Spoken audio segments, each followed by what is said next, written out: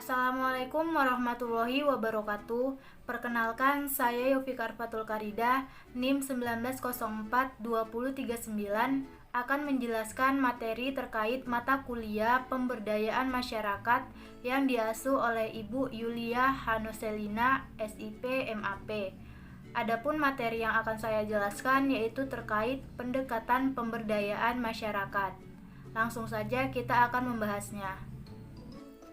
Pendekatan utama dari konsep pemberdayaan adalah masyarakat tidak dijadikan objek dari proyek pembangunan, tetapi dijadikan subjek dari pembangunannya itu sendiri. Berdasarkan pada konsep pemberdayaan masyarakat sebagai model pembangunan, hendaknya pendekatan yang dipakai adalah: yang pertama adalah target. Target artinya upayanya harus terarah kepada yang memerlukan dengan program yang dirancang untuk mengatasi masalahnya dan sesuai kebutuhannya.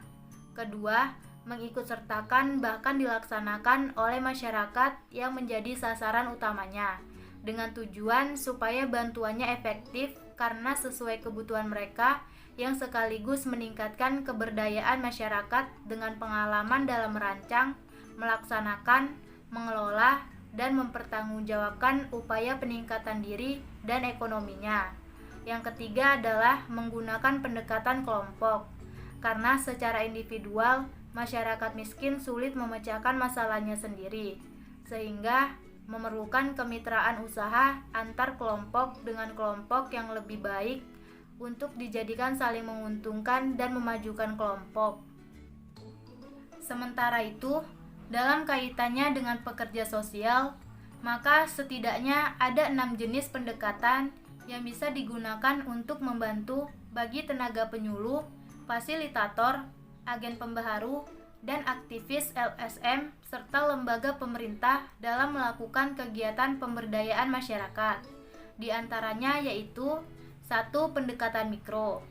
Dalam hal ini, kegiatan pemberdayaan dilakukan pada kelompok sasaran bersifat individual, misalnya dalam bentuk konseling, bimbingan, serta pengendalian stres yang mana tujuannya tentu saja dimaksudkan untuk melatih serta memberi bimbingan bagi para kelompok sasaran untuk melaksanakan kegiatannya sehari-hari.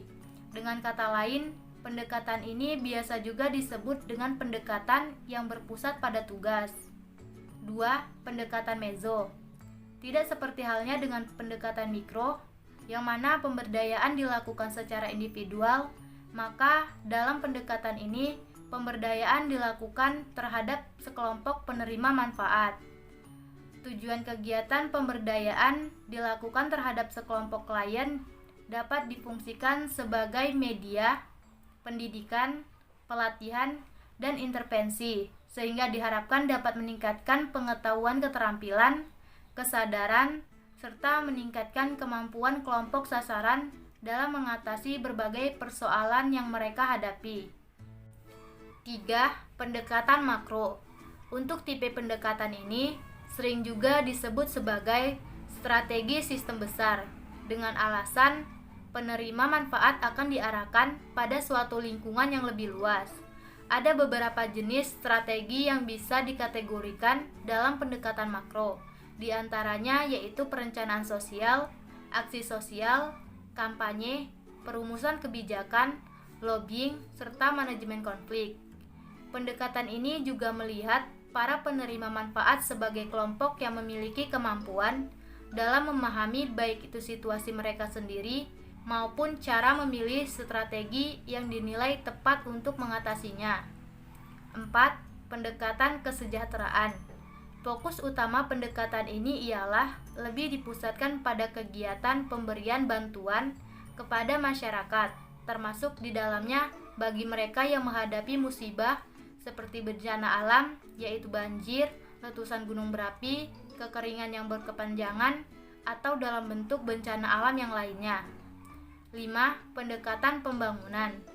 Kegiatan pemberdayaan masyarakat yang dilakukan dengan menggunakan pendekatan ini yang mana lebih difokuskan pada upaya untuk meningkatkan kemandirian, keswadayaan, serta kemampuan masyarakat. Dan yang keenam adalah pendekatan pemberdayaan. Dalam hal ini, perlu dilakukan berbagai bentuk kegiatan pelatihan di kalangan kelompok sasaran, agar mereka bisa melepaskan diri dari kemiskinan, keterpurukan, serta ketinggalan, sehingga mereka juga dapat membentuk suatu kelompok yang maju, mandiri, dan bebas dari aneka ragam ketidakberdayaan. Sedangkan menurut Exin 1988 menyebutkan bahwa untuk memahami lebih rinci pendekatan yang digunakan dalam proses pemberdayaan masyarakat, maka paling tidak jenis pendekatan yang dipakai dapat dikategorikan ke dalam beberapa tipe. Misalnya, pendekatan komunitas, pendekatan umum, pendekatan proyek, pendekatan kerjasama, pendekatan partisipatif, pendekatan pelatihan dan kunjungan, pendekatan lembaga pendidikan, dan pendekatan pembangunan sistem usaha tani. Demikianlah materi yang dapat saya jelaskan terkait pendekatan pemberdayaan masyarakat. Kurang dan lebihnya saya mohon maaf. Wabillahi taufiq walhidayah. Wassalamualaikum warahmatullahi wabarakatuh. Terima kasih.